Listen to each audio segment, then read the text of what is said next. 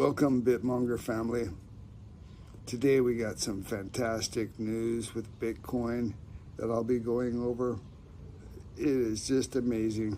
The progress, the rate of adoption that's happening is just mind-boggling. So I hope you enjoy today's show, and monger on. Testing, 1, 2, 3. Testing. All right, BitMonger family, here's that fantastic news that I was talking about. Take a look at this. The Trump administration's move to count crypto as a federal mortgage asset. Kaboom! Wow, this is just huge, guys. Look at this. The Federal Housing Finance Agency is working to let borrowers use crypto as part of their federal mortgage applications without converting it to cash. Only digital assets held on U.S. regulated centralized exchanges will qualify under the new guidance. Fannie Mae and Freddie Mac must design safeguards to account for crypto's volatility and submit their plans to the FHFA. Wow. So they're being required to accept this. Take a look at this. Let's take a quick look at this video. Back with some news on the housing front. We'll go to Washington. Diana Olick has that for us. Hey, Di. Hey, Scott. Yeah, this is from the FHFA director, Bill Pulte. He's the conservator of Fannie Mae and Freddie Mac. He just posted on X, after significant studying and in keeping with President Trump's vision to make the United States the crypto capital of the world, today I ordered the great Fannie Mae and Freddie Mac to prepare their businesses to count cryptocurrency as an asset for a mortgage. Interesting, in the note, he then has a release from the FHFA, whereas cryptocurrency is an emerging asset class that may offer an opportunity to build wealth outside of the stock market and bond markets. Cryptocurrency has not typically been considered in the mortgage risk assessment process for the mortgage from mortgage loans delivered to the enterprises without converting that cryptocurrency into dollars. So he is now, this is not happening immediately, but he is directing Fannie Mae and Freddie Mac to prepare proposals for consideration of crypto as an asset for reserves in their respective single-family mortgage loan risk assessments. Wow. This is going to bring on more and more adoption, guys. You know, if you don't, have exposure, what the hell are you doing? I can tell you right now, when I first started buying Bitcoin 8 years ago, it was a hell of a lot more risky than it is today.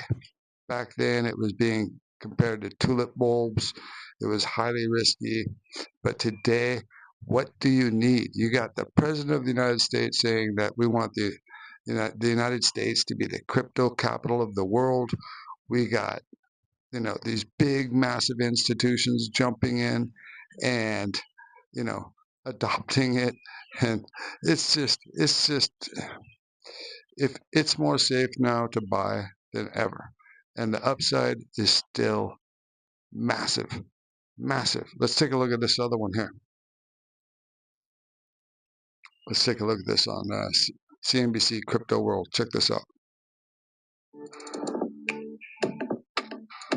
Welcome to CNBC's Crypto World. I'm Talia Kaplan. Bitcoin on the rise again this morning as investors move past tensions in the Middle East and turn their attention back to developments here in the U.S. That includes crypto legislation and when we might see rate cuts from the Fed. Now, Fed Chair Jerome Powell himself even made mention of crypto in his testimony before the Senate Banking Committee this morning.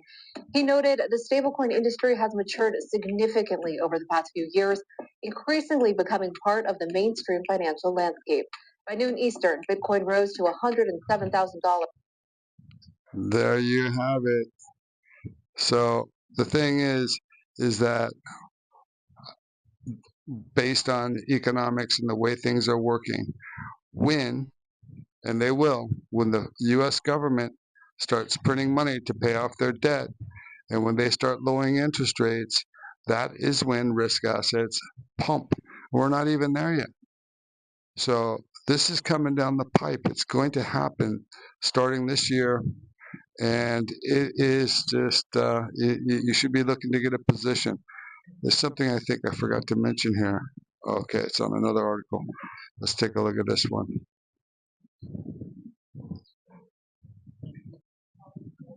Here it is, this one. So institutional Bitcoin holding surge as geopolitical tensions cool. Let's Let's check this out.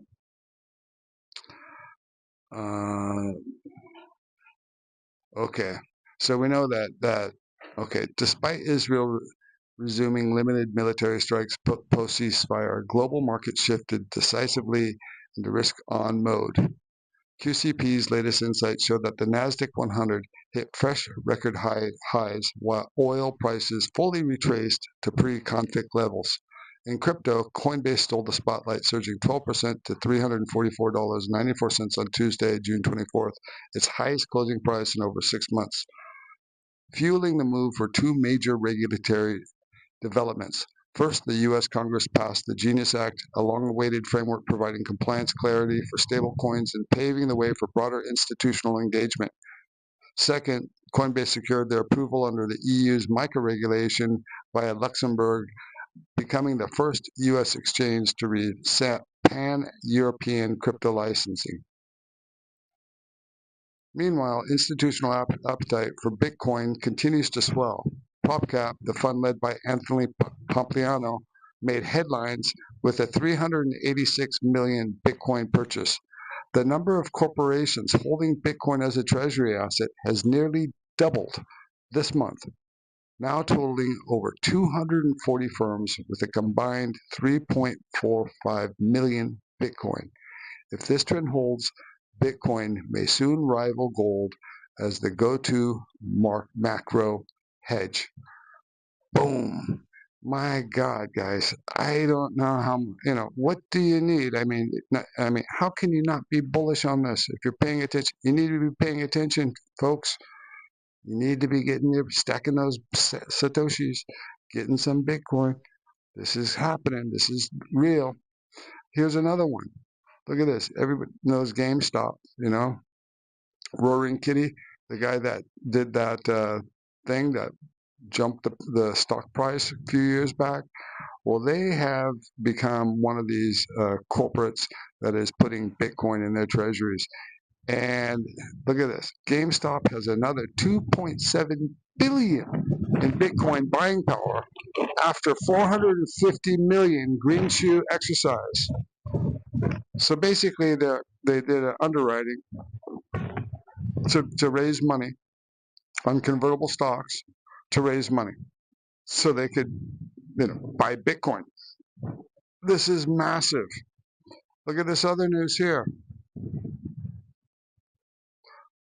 Moscow Exchange plans new Bitcoin index futures and crypto funds. Russia's jumping in on this now too. There's also word that they are also mining Bitcoin as well. This is huge. More adoption. It just keeps going up and up and up, folks. And then we have here, look at this one. This is more adoption. Blockchain-driven platform to mimic stock trading, allowing users to buy shares of SpaceX, other hot private companies. So Republic, a New York-based investment startup, is offering users exposure to SpaceX by issuing a tokenized representation of its shares beginning this week. And guess what, guys? This is being done on Solana, my favorite layer 1.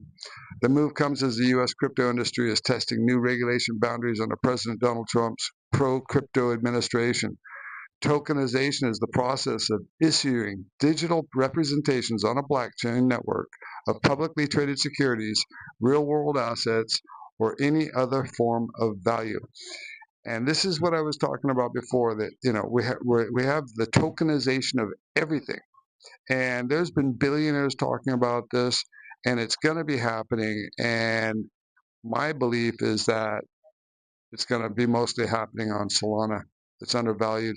Some of it's being done on Ethereum, but as they learn that Ethereum is slow and has some serious issues in terms of scaling, they're going to realize that Solana is going to be their answer.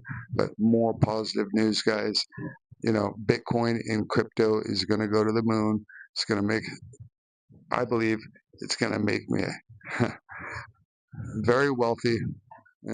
It's already done me extremely well. I retired when I was early, bought a couple properties.